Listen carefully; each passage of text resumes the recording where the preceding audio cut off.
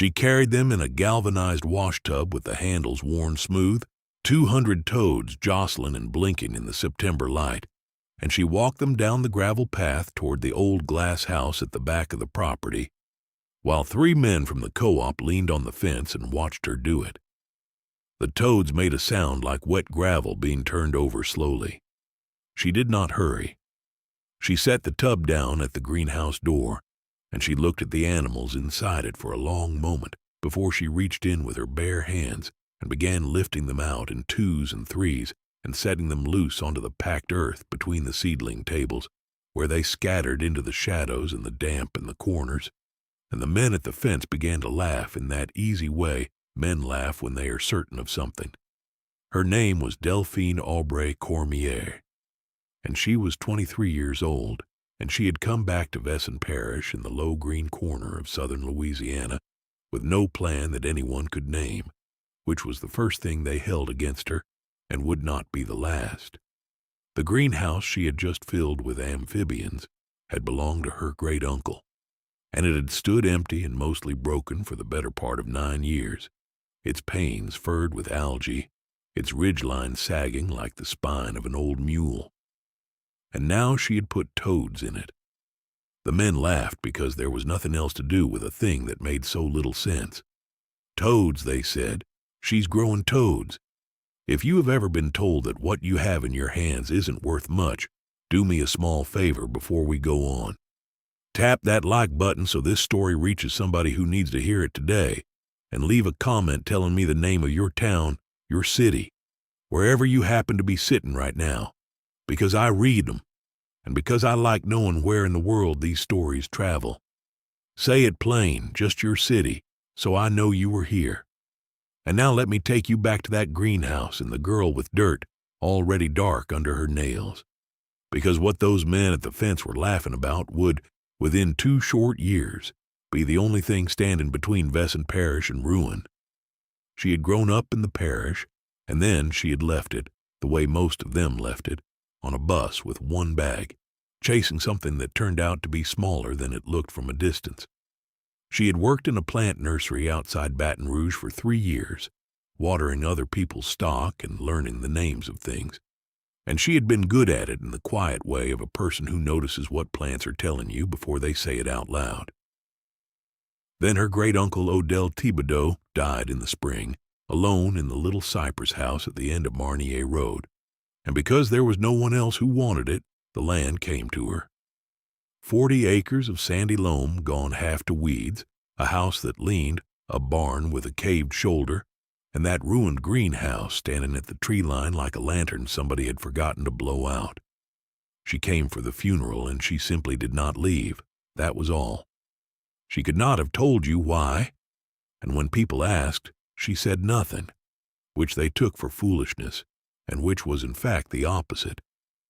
The one person still living who had known Odell well was his sister, Delphine's great-aunt, a woman named Ninette Fontenot, who was 86 years old and lived 3 miles down the same road in a house full of drying herbs and cats she claimed not to feed. Ninette moved slowly and spoke less, and she wore the same faded work dress and rubber boots most days of the week, not out of poverty, but because she had long ago stopped caring what anyone made of her, having earned that right across 60 years of outlasting people who thought they knew better. When Delphine told her she meant to bring the greenhouse back, Ninette looked at her over the rim of a coffee cup and said only, "Your uncle kept books." That was the whole conversation. Your uncle kept books. It took Delphine 2 weeks of hunting to understand what the old woman had meant.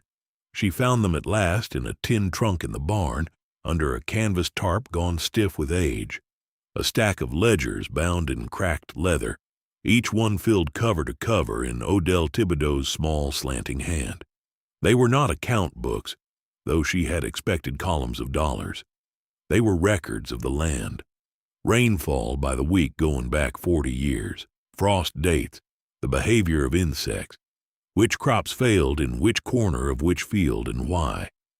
And running all through them, mentioned again and again like a refrain, was the greenhouse, and inside the greenhouse, a thing he called simply the balance. He wrote of it the way another man might write of a marriage. When the balance held, the glass house fed him 12 months of the year, tomatoes in January, peppers and eggplant and long beans, greens so tender the restaurants down in Huma sent a boy up the road with cash. And when the balance broke, he wrote, "The Beetles came, and the Beetles ate everything, and there was no poison strong enough to stop them that did not also poison the ground for 2 years after." She read those ledgers by lamplight for a month, and the more she read, the more she understood that her great-uncle had not been the eccentric shut-in the parish remembered. He had been a careful man conducting a long and lonely experiment, and the toads were part of it. He wrote of the toads plainly. 200 head kept in the glass house through the growing months, he wrote, and they earned their keep and more. He recorded how many beetles a single toad took in a night, a number he had arrived at by patient counting. By opening the animals he found dead and reading their stomachs like a fortune. He wrote that the flea beetles and the cucumber beetles and the striped things that came in clouds off the surrounding fields could not gain a foothold in a house that toads patrolled at dusk and dawn. "Chemical costs him money and costs him ground," Odell wrote in one margin. "Toads cost him nothing but the trouble of gathering them, and they do not stop working, and they do not leave." Delphine set the ledgers on the kitchen table, and she did not say a word about them to anyone, which was, again, mistaken for having nothing to say. She spent August on her knees in the greenhouse, hauling out 9 years of dead vine and shattered glass, scrubbing the panes she could save, and cutting new ones from a salvage yard in Thibodeau, resetting the sagging ridge with a jack and a prayer, and more patience than most people her age were thought to own. She turned the beds by hand. She would not buy a tiller, and the man at the co-op who wanted to sell her one took offense at that, the way men do when their advice is declined. She planted nothing yet. She was not ready to plant.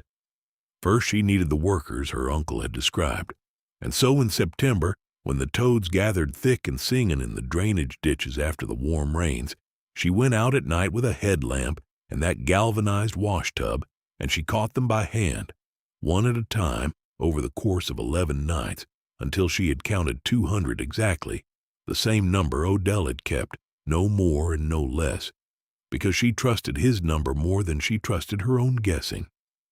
The men at the fence that September morning were mostly harmless, the sort who gathered at the co-op counter and rendered verdicts on other people's lives as a form of recreation.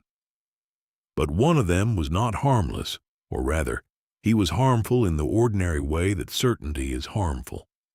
His name was Rusford Blanchard, and he farmed 300 acres of soybeans and sweet corn across the road and down, and he was accustomed to being the man other men listened to, because he had the most land and the newest equipment and a voice that filled a room. Rusford stood at Delphine's fence that day, and he watched her carry the last of the toads inside, and he said, to no one and to everyone, "That girl's put frogs in a hothouse instead of a crop," and he shook his head with a kind of pity that was worse than scorn. "Won't come to a thing," he said. "Odell's ground never came to a thing, and neither will she. Mark it." And the men marked it, because Rusford Blanchard was a man whose predictions had a way of sounding like weather reports, and it would be a long time yet before any of them understood how completely wrong that particular forecast would prove to be. What Delphine did next, she did the way she did everything, without ceremony and without announcement. Through the last warm weeks of that autumn, she let the toads settle into the greenhouse and learn it, and she began at last to plant, working from a list she had copied out of Odell's ledgers in her own hand into a spiral notebook she carried in her back pocket and filled with observations of her own. She planted tomatoes first, the small, dense heirloom kind her uncle had favored, the ones with names like Cherokee and Aunt Ruby, and one he had simply called the Marnier Road red, because he had grown it so long he had forgotten where the seed came from. She planted peppers and eggplant and a long row of the tender greens the restaurant men had once paid cash for. And every evening at dusk, she stood inside the glass house in the failing light and watched the toads come out from the cool, dark corners where they had spent the heat of the day, watched them arrange themselves under the leaves and along the bed edges, and go still, waiting. And she understood that she was watching an army take up its positions. The balance her uncle had written about was not a metaphor, and it was not simple. It took her the better part of the first full season to feel it in her hands the way he must have felt it. The humidity that the toads needed to keep their skin from drying against the humidity that would rot the tomato roots. The temperature that the plants wanted against the temperature that would send the toads sluggish and slow. The water that had to be enough and never too much. She learned to prop the vents at a particular angle in the morning and close them a particular degree at night. She learned that the toads fed hardest in the 2 hours after sunset and again in the gray before dawn, and that if she disturbed them at those times they would not eat, so she stayed out of the house then and let them work. She kept every observation in the notebook. She was, without ever saying the word, keeping books, the same as Odell and Ninette Fontenot, when she came to visit and saw the spiral notebook on the kitchen table, said nothing at all but touched its cover once with 2 fingers, the way a person touches a thing they recognize. By the middle of that first winter, the greenhouse was producing. Not much, and not steadily, but producing. Green things growing in the short, cold days when the fields all around lay brown and dead and the men at the co-op had nothing to do but talk. Delphine loaded the first crate of tomatoes into the back of her uncle's old truck in early January and drove them into the town of Vesant proper, to the little grocery run by a woman named Cora Beth Duplantis, who bought local when she could and who took one look at the fruit and paid Delphine more than she had asked, because Cora Beth had eaten a Marnier Road Red as a girl and had not tasted its like in 30 years. "Where did you get these?" Cora Beth said, and Delphine said, "My uncle's greenhouse." And Cora Beth said, "Odell's, still standing?" And Delphine said, "Still standing." And that was the first thread of the word that would eventually spool out across the entire parish, though neither of them knew it yet. Cora Beth put the tomatoes in her window with a hand-lettered card, and they sold before noon. It should be said that the money in those first months was small, so small that Rusford Blanchard, when he heard about it, laughed again and said, a person could make more collecting cans along the highway, and he was not entirely wrong about the arithmetic. But he was wrong about what the arithmetic meant, because Delphine was not trying to get rich in a season. She was building something the way you build a stone wall, one stone set true before the next stone goes on top. And every crate that sold at Corbeth's window was a stone set true. And every dollar went back into the ground, into seed and glass, and a new water line she dug by hand. She took no loan. The bank in Vesant would have given her one. And the loan officer, a decent man named Everett Swallow, half expected her to come asking, but she never did. And when he mentioned it to her once at the grocery, she said only that she'd rather grow slow than fast, and he found himself thinking about that line for a good while after, the way you turn a smooth stone over in your pocket. The toads did their work invisibly, which was both the beauty and the curse of them, because a thing that prevents disaster gets no credit for the disaster that never comes. Through that first spring, as the fields around her greenhouse greened up with soybean and corn, and as the beetles began their annual rise out of the warming soil, Delphine watched her plants stay clean while she heard, through Cora Beth and through the gas station out on the highway, where a young man named Ty Boy Hebert worked the register and knew everyone's business, that the beetles were bad that year, worse than usual, that Rusford Blanchard had sprayed twice already and was cursing the cost of it. Inside her glass house, the toads sat under the leaves at dusk and took the beetles that drifted in through the vents, took them by the hundred, and the plants never showed a mark. She wrote in her notebook plainly, the way Odell would have, beetles heavy in the fields, house clean, the balance holds. That summer the word spread past Corbeth's window and reached a man named Lucien Prejean, who cooked at a restaurant down in Houma that people drove an hour to eat at. And Lucien drove up Marnier Road himself on a Monday when the kitchen was closed, because he had tasted one of Delphine's tomatoes on a plate a friend had brought him, and he wanted to know where it came from. He walked into the greenhouse, and he stopped just inside the door, and he stood there a long moment taking in the heat and the smell of tomato leaf and the strange fact of 200 toads going about their evening. And he laughed, but it was a different laugh than the men at the fence, a laugh of delight rather than dismissal. And he said, "You're using them like Odell did." And Delphine turned and looked at him and said, "You knew my uncle." And Lucien said, "Everybody in the kitchens knew Odell." Then he stopped selling and the rest of you forgot. He bought everything she could grow that week and asked her to hold back the same amount every week going forward, and he paid restaurant prices, and that was the second thread, and it was a strong one. By the time the second autumn came around, Delphine Cormier was selling to Corbeth's grocery and to Lucien's kitchen and to 2 other restaurants that Lucien had told, and she had paid off every scrap of the salvage glass and the water line and the seed. And she had a small hard knot of money set by for the first time in her life. She had also, without meaning to, become a minor curiosity.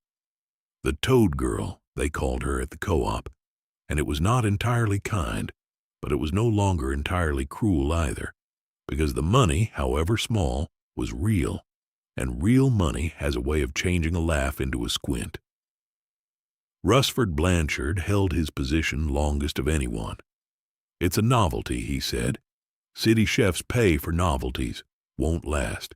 And he said it with less confidence than before, though he would have died rather than admit that.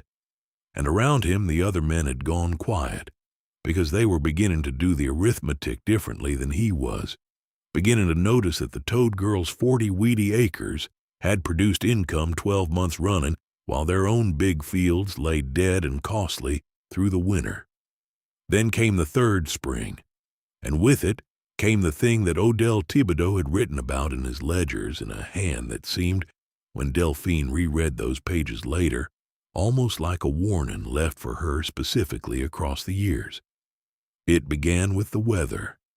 The winter had been mild and wet, mild enough that the frost never went deep, wet enough that the low ground stayed soft, and Odell had written, decades before, that a soft, mild winter breeds a beetle summer. Mark the ground in February, and you will know June before it comes. Delphine had marked the ground in February. She had walked the edges of her property with a trowel, turning the soil the way her uncle described, and she had found the pale, curled larvae thick in every spadeful, thicker than she had ever seen, and she had come home and written in her notebook a single line. "It's going to be a bad year for the beetles," and she had meant it as a note to herself. And she had no idea that within 3 months that private observation would become the most important sentence anyone in Vesson Parish had written down. The beetles rose in May, and they rose in numbers that no one living had witnessed. They came off the fields in shimmering clouds that you could see against the sky like smoke, and they settled on everything green, and they ate. Rusford Blanchard sprayed, and they came back in a day.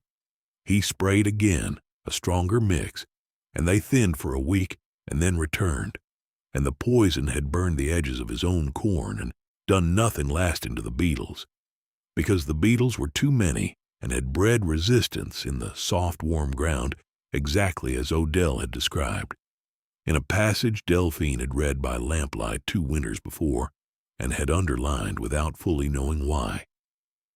Across the parish the fields began to fail. Soybeans defoliated to bare stalks, sweet corn stripped in the silk. The co-op counter, which had been a place of easy verdicts, went silent and grim, and the men who gathered there did the only thing left to do, which was to count their losses out loud to each other, because misery counted aloud is a fraction lighter than misery kept in. And in the middle of all of it, On her 40 weedy acres at the end of Marnier Road, Delphine Cormier's greenhouse stood untouched. The beetles came for it, of course.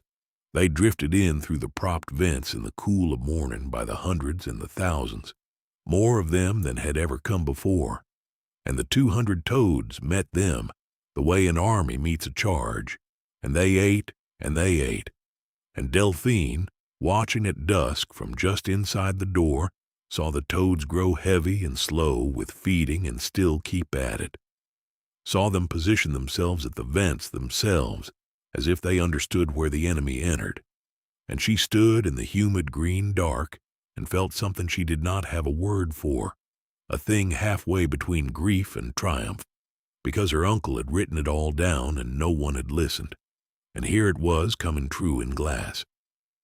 She wrote in the notebook that night, "The balance holds." Then she sat a while longer and wrote beneath it, "Odell knew." Odell knew the whole time. The turning did not come as a single dramatic moment because life does not generally arrange itself that neatly, but it came, and it came first through T-Boy Hebert at the gas station, who had a cousin who worked at the extension office over in the parish seat. And the extension office was fielding calls all day from ruined farmers wanting to know what could be done about the beetles. And there was nothing to tell them, no chemical that worked, no scale of spraying that could win against numbers like these. And Ty-Boy, who forgot nothing he heard, said to his cousin one afternoon, "The toad girl out on Marnier Road ain't got a beetle problem." And his cousin said, "What?" And Ty-Boy said it again, and the cousin, who was a serious young woman with a degree in entomology and a growing suspicion that the old chemical answers were failing, drove out to Marnier Road the next morning to see for herself. Her name was Odette Landry, and she walked into Delphine's greenhouse the way Lucien Préjean had, and she stood just inside the door, and where Lucien had laughed with delight she went very still and very quiet, because she was a scientist, and she was looking at the single clean stand of green in a parish that had turned brown, and she understood in an instant that she was looking at a working system that her own textbooks had mentioned only in the past tense, as a thing farmers used to do before the sprays. "How many?" she said, meaning the toads, and Delphine said, 200, and Odette said, "How long?" And Delphine said, 3 seasons. My uncle did it before me for 40 years. And Odette said, "Do you have records?" And Delphine looked at her for a long moment in the green light, the way she looked at things before she acted. And then she went to the house and came back with the tin trunk of ledgers and set it on a seedling table between them. And she said, "He kept books," in the same flat voice Ninette Fontenot had used to say it to her. And Odette Landry opened the first ledger and began to read, and she did not leave until dark. What Odette Landry did with what she read was the thing that finally broke the parish's laughter for good. She took Odell Thibodeau's 40 years of rainfall and frost and beetle counts, and she took Delphine's 3 years of notebook observations, and she laid them alongside the extension office's own data on the disaster unfolding across Vesson, and she found that every prediction in those ledgers had come true, that the mild, wet winter had bred the beetle summer exactly as Odell had written, that the ground marked in February had told June before it came. And she went to the men who had lost their crops, not to lecture them, because she had grown up in the parish herself and knew that a lecture was a door closing, but to show them. And she brought some of them out to Marnier Road to stand in the doorway of the glass house and see for themselves the clean green stand and the 200 toads at their evening work. And the men who had laughed at the fence 2.5 years before now stood in that same doorway with their hats in their hands and did not laugh at all. Rusford Blanchard was not among the first to come, because pride is a slow animal and takes the longest road home. He had lost the most, 300 acres of it, and he had sprayed the most and spent the most and had the least to show. And a man in that position does not go easily to stand in the doorway of the girl he called the Toad Girl. But he came at last, on a gray afternoon in the failing edge of that ruined summer, and he did not bring anyone with him. And he did not make a large production out of it, which Delphine noted and respected. He stood in the doorway and he looked a long time at the toads in the clean green rows, and then he looked at Delphine and he said, "Your uncle told me once I ought to keep toads. Long time ago." I told him he was a fool, and Delphine said nothing, because there was nothing to say to that. And Rusford said, I was wrong, and it wasn't.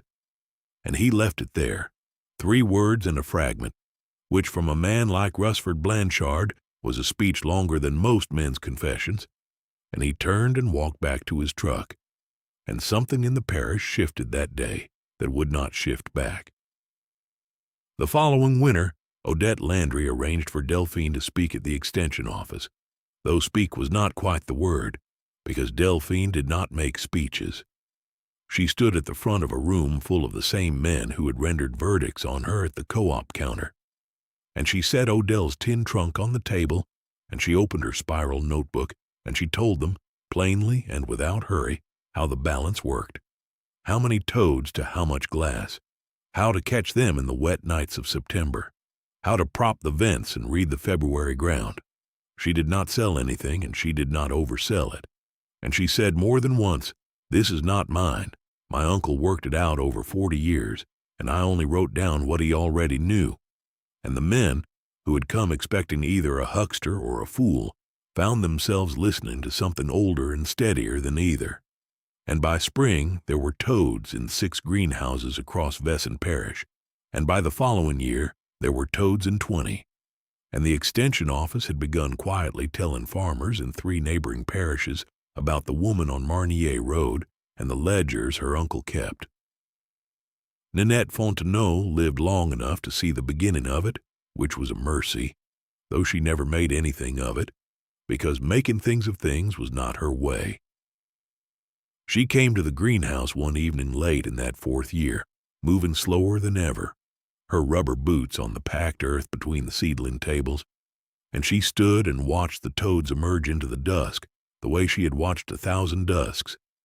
And she said to Delphine, "Odell always said the balance would come back around to somebody who'd sit still long enough to see it. He said it'd likely be nobody."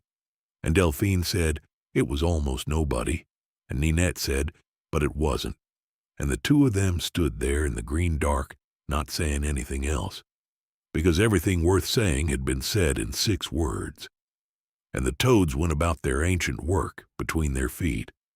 Ninette Fontenot died in her sleep the following February, on a mild, wet night, and Delphine, who was the one to find her, marked the date in the notebook the way her uncle would have. And then she went out to the greenhouse and turned the February ground and found the larvae thick again, and knew it would be another beetle summer, and this time, all across the parish, the greenhouses were ready. The expansion, when it came the way everything else had come, which is to say slowly and without debt, and pulled forward by demand rather than pushed by ambition. Lucien Préjean's restaurants had multiplied their orders, and Corabeth Duplantis had put in a second grocery in the parish seat, and a young couple from up north had bought the failed Blanchard acreage cheap and asked Delphine humbly to teach them, and she did, because Odell had written in the last ledger, in the last entry before his hand failed him, that knowledge held closed dies with the man, and knowledge given away outlives him, and she had underlined that line too. She built a second greenhouse at the tree line beside the first, and she framed it herself over 2 seasons with lumber she paid for in cash, and she stocked it with 200 more toads caught by hand in the September ditches, and she did not borrow $1 to do any of it. And when Everett Swallow at the bank told her she could have expanded twice as fast with a loan, she said the same thing she'd said years before, that she'd rather grow slow than fast, and by then it was not a young woman's stubbornness he heard in it, but something closer to law. There is a particular kind of vindication that arrives too quietly to be called a victory, and this was that kind. There was no ceremony, no key to the parish, no reporter from Baton Rouge, though one did come eventually and got most of it wrong. There was only the slow accumulation of ordinary facts. that the parish that had laughed at the toads now caught them by the thousands each September, whole families out in the wet nights with wash tubs and headlamps, children learning to count to 200 by lifting toads one at a time the way Delphine had. That the extension office had rewritten its own recommendations. That the co-op, which had once sold the sprays that failed, now stocked the fine mesh Delphine recommended for the vents and did a brisk business in it. That Rusford Blanchard, in the last years of his life, kept toads in a small greenhouse behind his house and grew tomatoes he gave away to anyone who came by, and told the story of how he had called a wise thing foolish to his own great cost, and told it as a warning to younger men, and made himself, in the telling, the fool of the tale, which was the truest and most generous thing he ever did. Delphine Cormier is older now, though not old, and she still keeps books. The tin trunk sits on a shelf in the second greenhouse where the light comes through in the late afternoon and lays gold across the cracked leather spines. Odell's 40 years and her own 20 stacked together now. One long, unbroken record of a family sitting still long enough to see a balance that everyone else was too busy to notice. She has trained more people than she can easily count, and toads patrol greenhouses across 4 parishes because a ledger's a lonely man kept by lamplight and a girl who came home for a funeral and simply did not leave.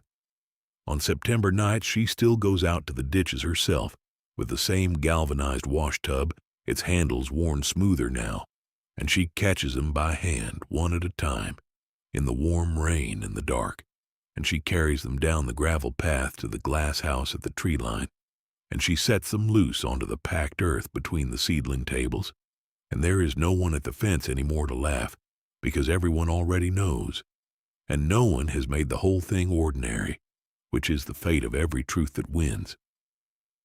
She sets the last toad down and she stands a moment in the doorway, watching them scatter into the corners in the damp, the way she watched them that first September when 3 men leaned on her fence and rendered their verdict. And she thinks, as she always thinks, that her uncle knew, that he knew the whole time, and that the only thing anyone had ever needed to do was believe him. If this story reached you today, do one thing before you go. Send it to somebody in your life who has been told that what they hold in their hands isn't worth the trouble, because there is nearly always somebody, and they nearly always need to hear that the world has been wrong about small, quiet things before, and will be again. Then leave me a comment and tell me about the thing you were once mocked for and turned out to be right about, 'cause I want to know, I truly do. And tell me where you're watching from, your town, your city, the road you live on if you like, because these stories travel farther than you'd think, and I like to know where they land. I read every single comment that comes in, every one, so leave yours, and I will be there to read it. The reporter from Baton Rouge who got most of it wrong had, at least, gotten one thing right, though he had buried it near the bottom of his article beneath a headline that called Delphine a hobbyist. He had quoted her uncle's last ledger entry, the one about knowledge held close dying with the man, and he had printed it in full, and that single accurate sentence had done more work than the whole rest of the piece combined, because it traveled. A woman named Genevieve Arsenault read it in a waiting room in Lafayette and cut it out and carried it in her purse for 2 years before she found the courage to drive out to Marnier Road. And when she finally came, she stood in the doorway of the second greenhouse, the way they all did, and she said she had 40 acres of Phelan Satsuma orange her late husband had left her, and did Delphine think the toads would help? And Delphine said no, honestly, that the toads were for the beetles under glass, and the orange trees had a different trouble, but that she would come look, and she went and looked, and read the ground, and found the trouble was a borer her uncle had never faced, and she said so plainly that this was outside what she knew. That honesty was, in its way, the thing that made the rest of it hold, because there were charlatans by then, men who had watched the toad girl succeed and had begun to sell toad-keeping as a cure for every Phelan field in South Louisiana, promising things Odell had never promised and Delphine would never promise. And when their promises failed, As promises unmoored from the ledger always failed, some of the distrust splashed back toward Marnier Road. And Delphine met it the only way she knew, by refusing to claim more than she could show. She told Genevieve Arsenault that toads would not save an orange grove, and she told a soybean farmer that toads would not patrol an open field, that they were creatures of the humid enclosed dark, and the field was too dry and too wide, and the beetles too dispersed, that her uncle had understood this precisely, that the whole method lived and died inside glass. She would not sell a lie to a desperate person, and desperate people, she had learned, could smell an honest no across a room, and it steadied them more than 100 easy yeses. Odette Landry, who had become something like a friend across those years, told her once that this was why the extension office had thrown its whole weight behind her when it had ignored a dozen louder voices. "You never overreached," Odette said. "Every claim you made, we could check against the ledger, and every time we checked, it held." And Delphine said that this was not virtue, it was only her uncle's method, that Odell had never once written down a thing he had not counted with his own hands, and that a person who kept books that way for 40 years simply did not develop the habit of exaggeration. It was true. Across all those cracked leather pages, there was not a single boast. There were only counts and dates and weather and the patient recording of what was. And it was that refusal to say more than was true that had let the ledgers speak with such authority across the years, because a record that never lifts its voice is believed the one time it matters. The second beetle summer after Nanette's death was the worst anyone had ever documented, worse even than the year that had first broken the parish's laughter, and it came exactly as the February ground had told it would.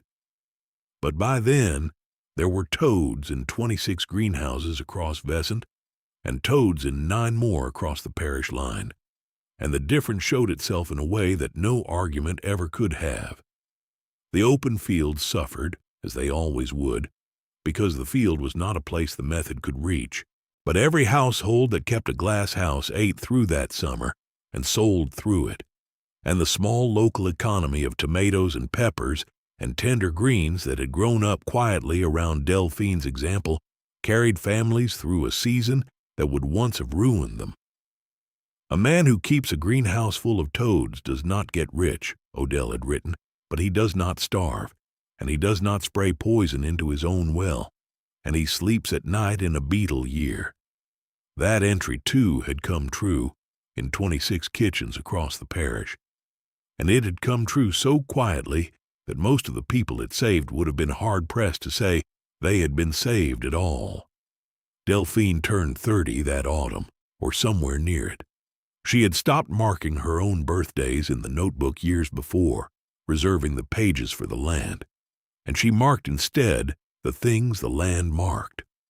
The date of the first frost, the date the toads went down into their cool corners to wait out the cold, the date that year when the young couple who had bought the ruined Blanchard acreage brought her their own first ledger to look at, a cheap spiral notebook exactly like her own, filled cover to cover in 2 hands now instead of 1, his and hers alternating, rainfall and beetle counts in the angle of the morning vents.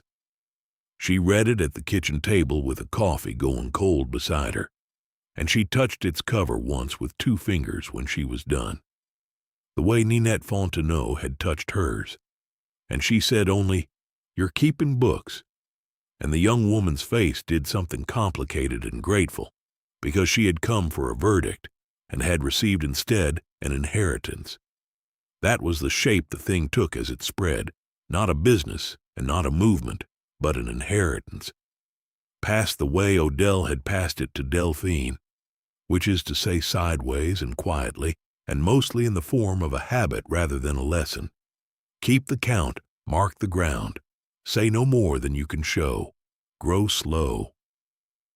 She never trademarked anything, never franchised anything, never let Lucien Préjean talk her into the branded specialty grocery he was forever proposing, and Lucien, who loved her, gave up proposing it eventually and simply kept buying every tomato she could grow and telling every chef he knew where they came from, so that the demand kept pulling gently at the edges of what she did, and she let it pull only as fast as she could grow without borrowing. And that was slow, and the slowness was the whole point, and the slowness was why it lasted when the loud things around it did not. There is a photograph, the one true thing the reporter left behind, taken in the doorway of the first greenhouse in the last light of a September day. In it, Delphine is younger than she is now, and she is holding the galvanized wash tub against her hip, and there is a toad in her open palm caught mid-blink, and she is not looking at the camera. She is looking at the toad, the way she looked at everything before she acted, and behind her the glass house glows amber, with the sun going down through the panes her own hands had reset. The reporter had captioned it wrong, of course, some line about a quaint local custom, but the photograph itself told the truth the caption missed, which is that a person who will sit still and look long enough at a thing everyone else has dismissed will sometimes see the whole future folded up inside it, waiting only for someone patient enough to unfold it slowly, without forcing, without hurry, without owing anyone anything for the privilege. She has that photograph framed now, hung in the second greenhouse beside the shelf where the tin trunk sits catching the late gold light, and beneath it she has hung Nanette's rubber boots, cleaned and dried and long past wearing, because a person ought to keep some things that cannot be counted.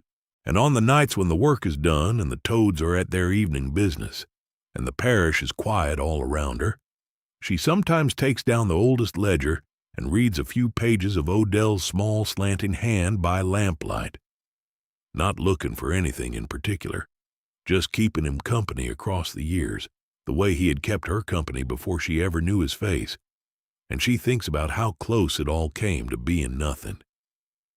How the ledgers had sat in a tin trunk under a stiff tarp for 9 years, while the greenhouse rotted and the parish forgot. How it had needed only one more indifferent heir, one more person who came for the funeral and then left on the bus, and the whole 40 years would have died with the man exactly as he had feared. It had been almost nobody. Nanette had been right about that.